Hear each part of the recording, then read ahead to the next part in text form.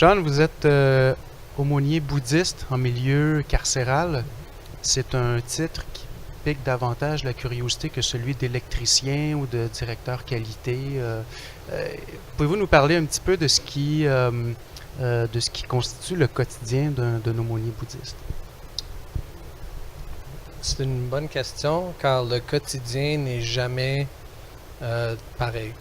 On planifie du mieux qu'on peut, mais il y a toujours des urgences. Alors moi, je suis vu comme une base, si on veut, une source spirituelle pour les détenus. Alors, on peut gérer beaucoup de différentes crises, comme des décès dans la famille. Euh, aussi, quand eux, ils ont des tentatives de suicide, on est beaucoup amené à aller voir les gars pour voir comment ils vont, qu'est-ce qu'on peut faire. Beaucoup d'écoute active. Euh, J'avais des idées quand j'ai commencé. Je pensais vraiment que j'allais pouvoir étaler des cours, 10 sessions, 12 sessions, etc.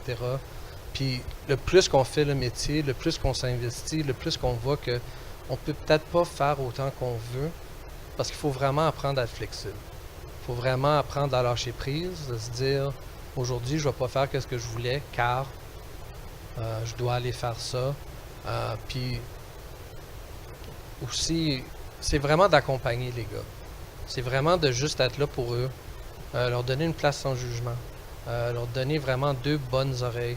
Parce que moi, où je travaille spécifiquement, comme on est de site, on appelle la réception. Les gars sont en train de digérer leur peine. C'est beaucoup à prendre. Ils ont besoin que ça sorte. Mais tout le monde d'autre prenne des notes. Ils jugent les niveaux de risque, les facteurs de récidive, tout des choses. Alors, quand ils viennent me voir, moi, j'ai pas de crayon, j'ai pas de papier. Habituellement, je vais offrir une tasse de café. Puis, je vais juste les laisser parler. Puis, je vais les écouter sans jugement. Puis, pour eux, c'est beaucoup. Alors, c'est ça une journée pour nous. Par contre, comme aujourd'hui, j'ai passé ma journée dans une audience. Il y a un gars, le premier détenu que j'ai jamais parlé comme bénévole en 2008, a eu sa semi-liberté, alors une sentence vie aujourd'hui. Alors, j'ai trouvé que c'était une belle énergie pour amener ici ce soir. Mais ce gars-là, je l'ai suivi, je l'ai vu grandir, je l'ai vu changer. C'est drôle quand on entend les commissaires parler du début du dossier, puis où est-ce que cette personne est rendue, mais on voit vraiment que les gens, ils peuvent changer. Puis il faut juste leur donner cette chance-là, cette écoute. Puis de travailler avec eux, c'est du travail, mais ça paye. C'est très payant.